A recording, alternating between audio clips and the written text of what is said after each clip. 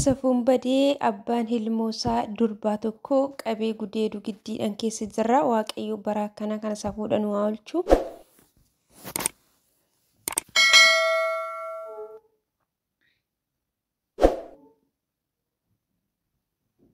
Kuni safuu kan hin dubbatamne abbaan ilmoosaa dhalasaa kan ofiisaatti dhalchee guddisee durba kan taate waggaa 14tti yeroo hedduu irra deddeebi'ee gudeeduudhaan yeroo ammaa kanatti ulfeessee seera jala oolee jira. Achama obboloota koo nagaa waaqayyo lafa jirtanitti isiniif haa baay'atu. Akkam jirtu nagaa keessanii an nagaadha waaqayyoof galannaa ta'u isinis nagaa guddaa qabaadha isiniin jechuuti nan barbaada.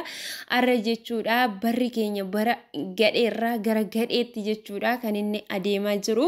Kana yeroon isinitti haasa'u immoo gaarummaa qabaatee utuu hin taane obboloota koo jechuudha akkuma amantaa keenyatti ofii keenyaafillee akkasumallee namootaafillee seexanni sammuu namoota kana qabatee waan jallinaa waan ammeenyaaf waan faallaa uumaa ta'e tokko sammuu namaatti fe'ee jira waan ta'eef akkuma kadhannuuf jechuudha jabaannee abbaani ilmoosaa waggaa 14 kan taate gocha fokkisaa jechuudha deddeebi'ee irratti raawwachuudhaan godina Arsii keessatti kan inni irratti raawwate isiniin jira obboloota koo amma garuu seera to'annoo jala galeeti jira mee isiniin dubbisa jechuudha safuu himataman yakka dirqisiisanii gudeedduu fi yakka saalqunnamtii daa'ima isaa irratti raawwatee adabameera. Himataman maqaan isaa Shibiree Kinniisoo jedhamu jiraata godina Arsii lixaa aanaa Kokossaa ganda Dikkaa Oraa iddoo addaa Dhaabaa jedhamuun beekamu mana jireenya isaa keessatti miidhamtuu dhuunfaa daa'ima isaa to'annoo isaa jala jirtu maqaan ishii Shaamishiyaa Shibiree jedhamtu umurii ishii 14 hanga 15 kan taate bakka ishiin rafaa jirtutti yoo dubbatte sinajjeessa jechuudhaan sodaachisaa afaan ukkaamsuun kan gudeede yoo ta'u guyyaa kana boodas itti deddeebi'uun gudeeduun saalqunnamtii irratti raawwachuun waan ulfeesseef yakka dirqisiisan gudeeduu fi yakka saalqunnamtii daa'ima ofirratti raawwachuu raawwateen abbaan alangaa godina Arsii lixaa yakka jechuun keeyyata saa muraayaa bara 1996 ba'ee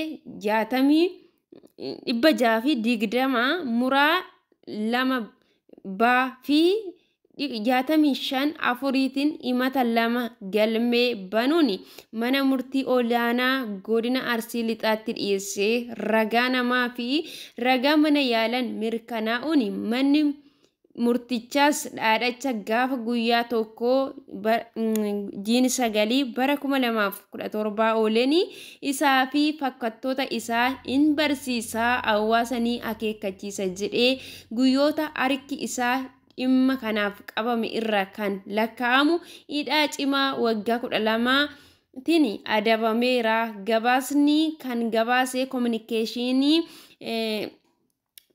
poolisiitii jedha jechuudha obboloota koo poolisii Arsii keessatti kan argamu jechuudha godina Arsii keessatti.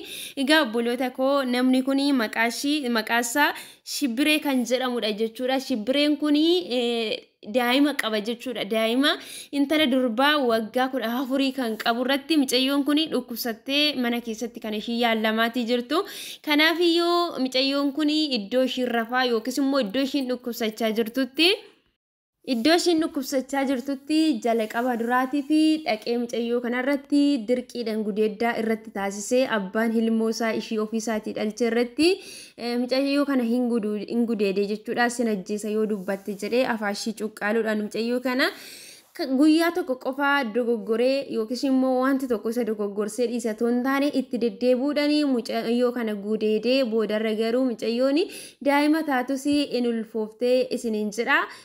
Sana booddee namni kun to'annoo seeraa jala galee namni kun daa'ima irratti gudeeddaa daa'ima ofirratti gudeeddaa akkasiin dirqii akkasii kana argamsiisuu isaatiin yookiis immoo raawwachuu isaatiin mana murtiititti in dhiyeessanii sana booddeedha jechuudha. Waggaa 12 isa sin barsiisa akkasuma immoo fakkaattota isaallee in barsiisa jedhanii to'annoo seera jala oolchanii mana hadabaa seenee jira. Waggaan 12 garuu namoota waan babbadaa safuu caccabsanii safuu aadaa uummata namoota illee kan arrabsiisan namoota akkanaa kana seeran qabanii too jechuudha. Daa'immoota karaatti kan hambisaa jiran kana itti xiqqaata jedhee yaada jechuudha. Kuni baay'ee tokko jechuudha kan wanna jedhan nama wallaalchisa.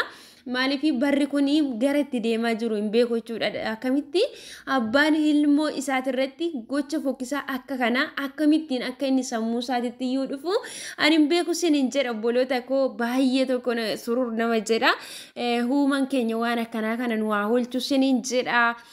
Hadaraa obboloota koo jabaannee uumaa keenyanillee haa kadhannu sinin jedha. Akkasuma immoo namoonni gocha akkasii kana raawwatanii seerri akka kanatti wanti xiqqoo kana itti murteessuuti hin qabu. Adabbii cimaa ta'e tokko namoonni kaanillee irraa barachuu danda'ani irratti fudhachuuti qabu sinin jedha. Hawaasa fuulduratti dhugaa akka kiyyaatti jechuudha. Hawaasa fuulduratti namni akkanaa kun baafameetu garafamuu kan qabudha malee amma kanaan kan irra darbamu miti jechuudha. Sababni isaayyuu daa'immanii keessumaa shamarran godina Oromiyaa keessatti jechuudha.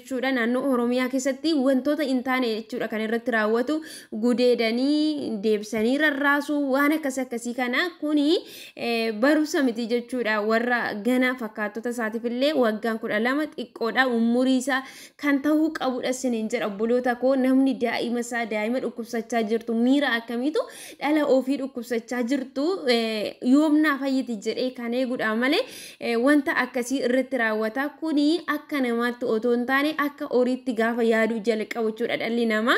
Kan akkas ta'uu uumaa keenyarraa fagaachuu uumaa keenyan yeroo hundumayyuu wanta isaan mormu hojjechuu keenyatu gara gadhaa'ummaa kanatti kan dhaloota harkisaa jiru sinin jedha. Baay'ee tokko wanta dubbatanii nama wallaalchisaa kun isa fuudha sinin jedha obboloota koo. Kana baay'ee nama dhiba sinin jedha obboloota koo. Dogoggorrii yoo jiraatina of galchaa jechaati. Aara kan taatanii mana kana subscribe godhaa, like, share gochuudhaan immoo na jajjabeessaa sinin jedha. Turtii gaarii qabaadhaa.